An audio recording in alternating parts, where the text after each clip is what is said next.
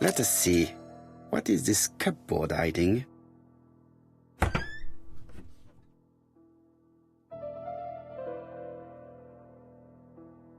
This looks like solfège.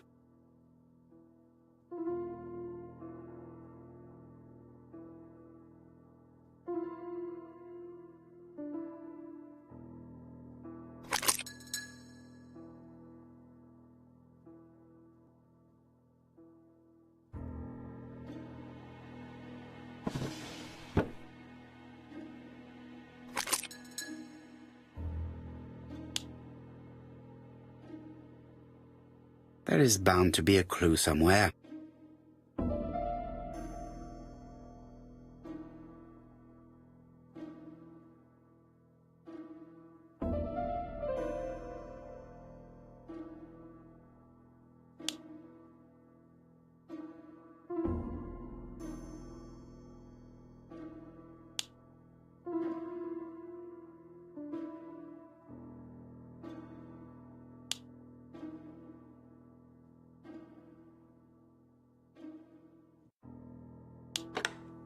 I heard the sound of a mechanism being triggered.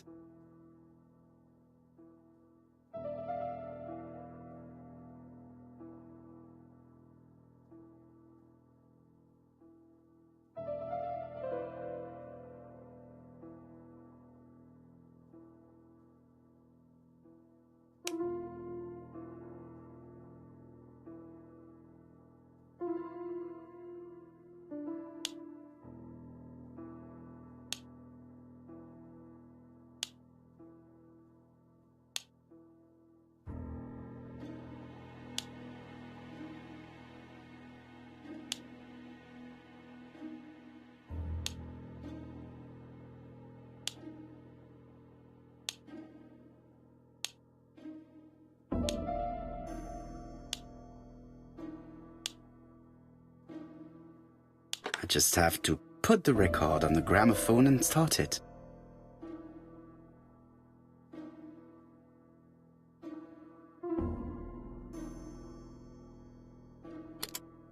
That doesn't work. I must have forgotten a step. That doesn't work. I must have forgotten a step.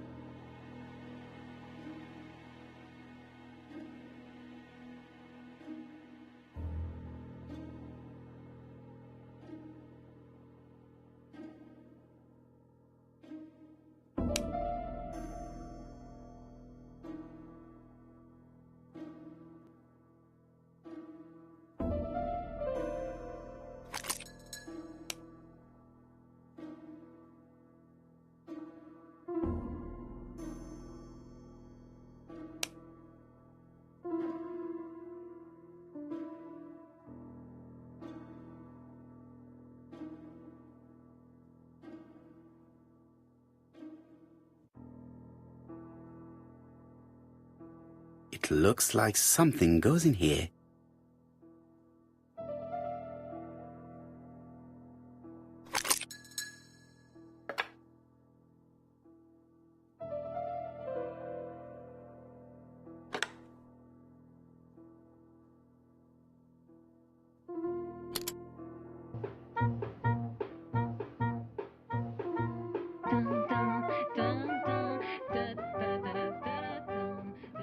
Oh, Donald!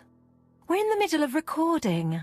Sorry, Betty, but it's not wise. The doctor said you should rest your voice. You're such a killjoy sometimes. Betty was such a good singer. It's true. Did she have any problem with her throat? Yes, she had to be careful with her voice. Of course she didn't follow the doctor's advice. If Don didn't insist, she... Well, it's too late for all that now.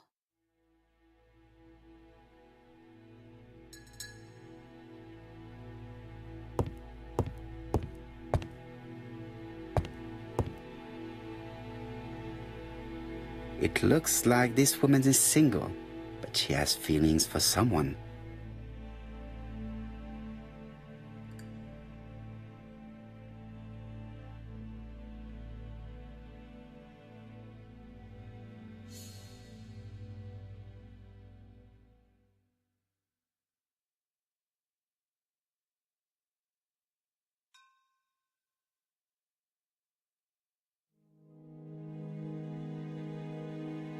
She is looking so intensely at this photo. But is it really her sister that she's studying in this manner?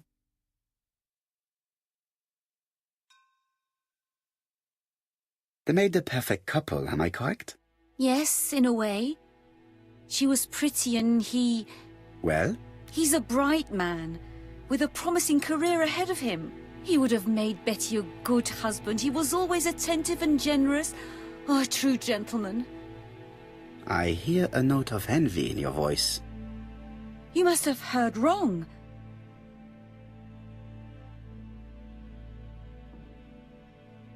Donald appeared to be very much in love with your sister. Yes, he was mad about her. Mad, you say? Being madly in love can often be destructive, and Mr. Fraser was known for being jealous, I believe. No more than average. Men are always slightly possessive, especially when they are with a pretty woman.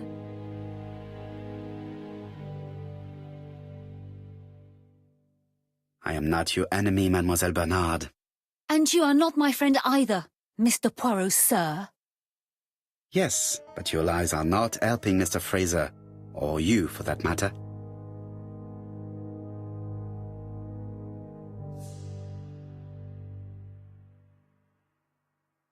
I know that Fraser was jealous, but I wonder why you feel the need to protect him. Protect him? I hope you're not suggesting... That you are Fraser's accomplice?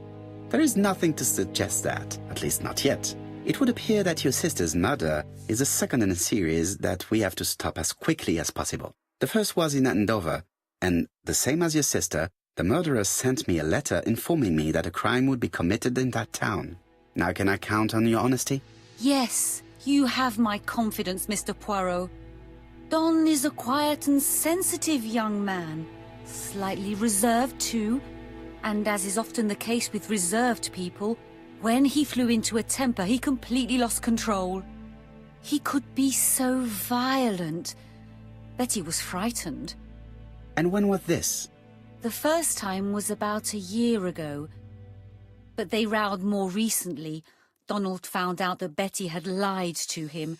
She said she was going out with a girlfriend, but she went out for dinner with a married man. It was an awful scene.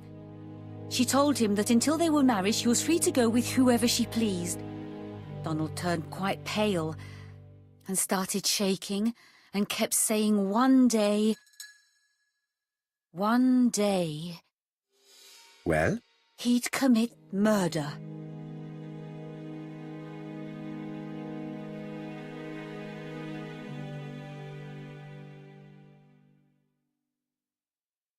Do you think that is what happened? No, Mr. Poirot, I don't believe that. You yourself said he may be a recidivist madman. Don loved Betty with all his heart. I can't imagine for one instant that he would hurt her. Very good, Mademoiselle Bernard. Thank you for your help.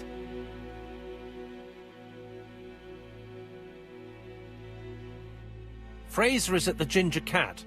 The police haven't spoken to him, but they want to. Très bien, Hastings. Let's see him now. Au revoir, mademoiselle. My deepest condolences to your parents. Of course, Mr. Poirot. And don't be too hard on Don. He's more fragile than he looks. If you say so. Let us now try and get our brain cells to work.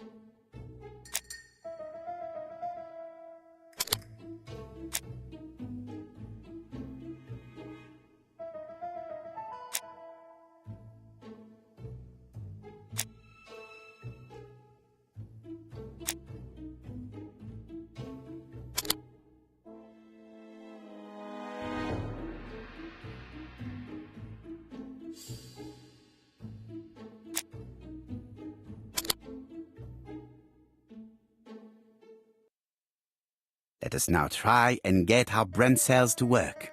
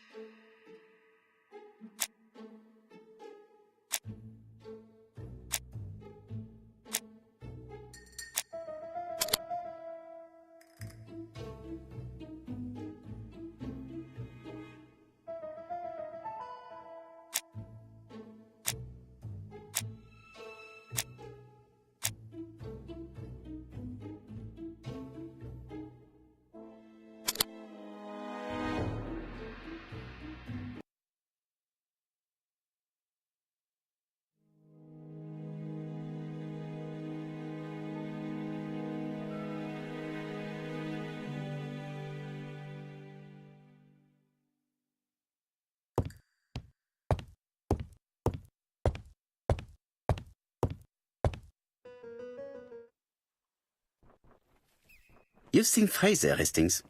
What is your feeling? He's a big chap. Fragile isn't exactly the word that springs to mind. I talked to his landlady before seeing him. She went to bed at 11. Fraser wasn't home yet. Bien. Megan Barnard said he is a reserved character but with a nasty temper. We will see if this is the case.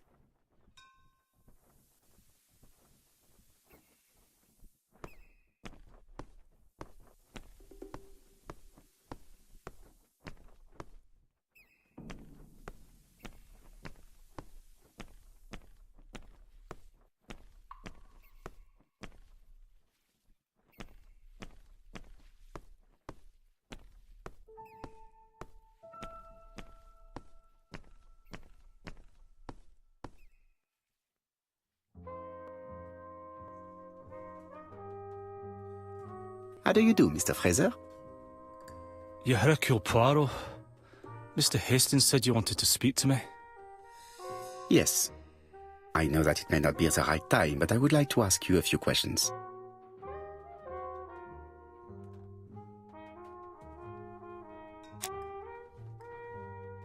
This man looks suspicious.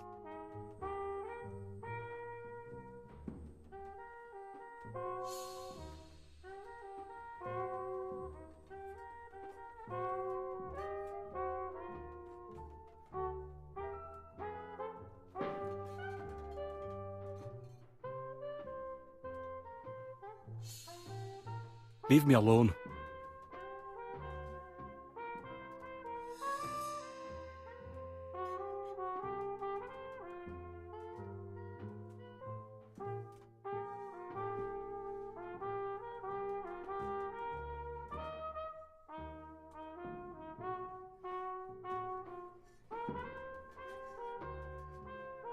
Leave me alone. Donald Fraser is in a terrible state, as if he hadn't slept all night. And he's drinking White Horse. Leave me alone.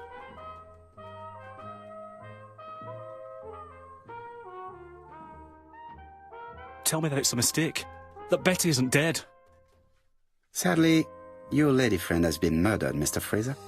Oh, Betty, if only you'd listened.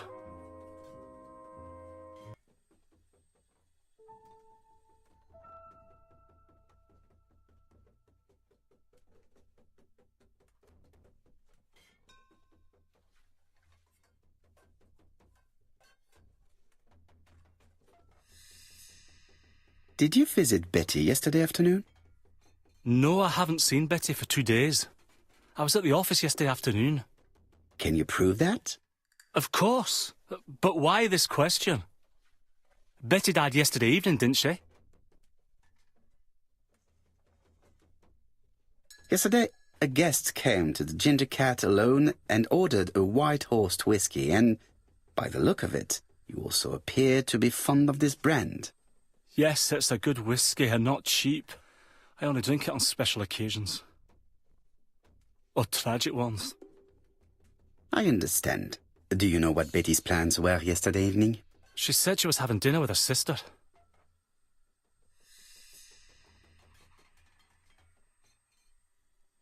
And you believed her? And why not, sir? She was my fiancée. That did not stop her from lying to you before. Betty was not a bad girl, but she did like to take advantage of her success with men. How dare you sully her memory?